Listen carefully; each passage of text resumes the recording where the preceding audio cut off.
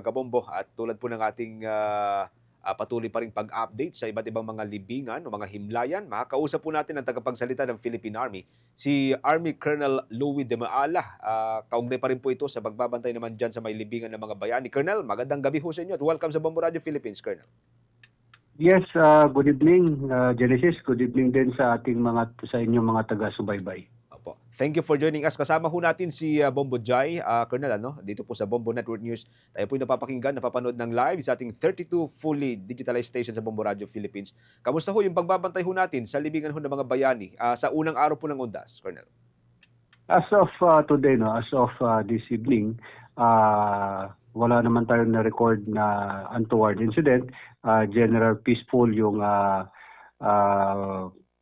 paggunita nung Undas, lalo-lalo na ng mga pamilya ng mga bayani natin na nakahimlay doon sa libingan ng mga bayani. May tinaya ho kayong mga number o mga bilang ho ng mga posibleng bibisita ho sa libingan po ng mga bayani hanggang bukas, sir? Yes, kahapon nakapag record tayo ng mahigit 20,000 na visitors sa libingan ng mga bayani, at ngayong araw as of 17:30 meron tayong na-record na mahigit 25,000 na mga bisita. So compared to last year, mas dumami yung unang araw natin, yung 31 October, mas dumami yung bumisita noon compared dun sa last year. Bukas, sir, mga ilan po yung na-expect ko natin bukas? Bukas, we are expecting also the same number, almost 30,000 din. Kung titingnan natin dun sa records natin compare last year, so ganun ang ini-expect natin. Medyo marami-rami, at kaya nga sa ngayon pa lang pinapaalalahanan natin yung ating mga kababayan na gustong bumisita doon sa libingan ng mga bayani na talagang nagkakaroon ng heavy traffic doon sa entrance ng libingan ng mga bayani along Bayani Road.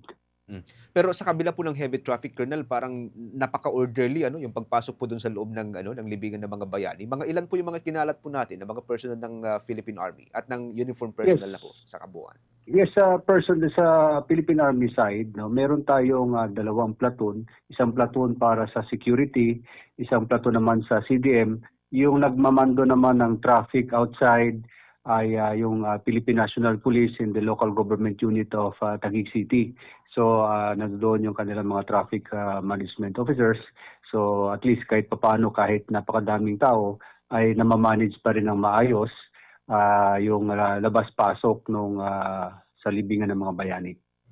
CDM is for Civil Disturbance Management, tama ho ba? Wala naman pong ng gulo sa ngayon? Yes, that's part of our security preparation. So sa ngayon naman wala tayong na-record na untoward incidents at generally peaceful. So yung ating mga piniprepare na security personnel ay for contingency lang. Just to ensure, dahil gusto nga natin na ma-secure, ma-maintain natin yung katahimikan, yung kaayusan, lalo-lalo na ditong paggunita nitong Undas, dahil yung binibisita natin hindi lang sila basta-bastang mga nakahimlay doon, kundi ito yung mga bayani natin na namatay at nakahimlay doon sa libingan ng mga bayani. Meron tayong doon na mga dating presidente, mga national artists natin, yung ating mga sundalo, so lahat doon. Kaya yun ang iniingatan natin na hindi magkaroon ng gulo at para maayos yung ating pagunita ng Undas sa libingan ng mga bayani. Kagabi ho pala, Colonel, nagsagawa ho tayo ng isahan na candle lighting dyan sa loob ng libingan ng mga bayani. Pakikwento ho kung ano po nangyari ho dito, sir. Yes, tama yun. Nagkaroon tayo ng nagkaroon tayo ng field mass doon sa libingan ng mga bayani, and then nagkaroon nga tayo ng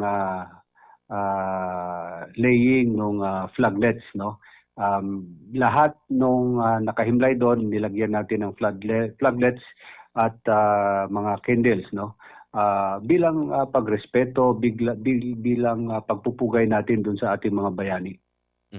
Sa panig po ng Philippine Army, paghuli na lamang po siguro ito, sa panig po ng Philippine Army, paano po ginugunita ng ating mga kasundaluhan? Ito pong araw ng mga santo ngayong araw, sir. Yes, nagkaroon din naman ng ating mga sundalo na pagkakataon na makauwi sa kanilang mga pamilya, no? Lalo para mabisita din nila yung kanilang mga mahal sa buhay, no? Kaya binigyan din natin sila ng pagkakataon para makauwi. Although part of our forces are naka-undas break, but yung ating may naiwan pa rin tayong mga security personnel on a rotation basis para to secure pa rin, para ma-maintain pa rin natin yung peace and order sa buong bansa. Okay, Colonel, maraming salamat. Pagkatapos siguro ng undas, baka pwede ho namin kayo ma-interview ho muli, ano? Kaugnay pa rin po sa kabuuan ng pagbabantay po ninyo sa libingan ng mga bayani. From your end, yung siguro mensahe po natin sa mga kababayan po natin, Colonel. Yes, no, sa ating mga kababayan, no, lalo-lalo na doon sa mga bumibisita sa libingan ng mga bayani, hayaan nyo na ang Philippine Army ay talagang ensure yung inyong security, makipag-cooperate tayo sa isa't isa para maayos at matiwasay natin, ginugulitahin yung ating yung undas, lalo pagbisita natin sa mga mahal sa buhay. Dahil itong mga maliliit na bagay na ito yung paraan natin para pagrespeto, pagbibigay pugay sa mga namayapa natin mga bayani. At asahan nyo, nakaisa ninyo ang Philippine Army para mapanatili at maayos nating magulita yung undas itong 2025. Thank you so much for joining us, Colonel Louie de Maala. Ingat po kayo, sir. Yes, maraming salamat at mabuhay tayong lahat. Mabuhay po kayo. Ang tagapagsalita ng Philippine Army, mga kaumbo, si Colonel Louie de Maala. Kaugnay pa rin po ito sa pagbabantay dyan sa may bahagi po ng libingan ng mga bayani. For the most trusted source of news and information, visit our website at www.bomboradio.com. Follow us on Bombo Radio mobile app, Facebook, YouTube, TikTok, and X, formerly Twitter. Like, share, and stay connected. Anytime, anywhere.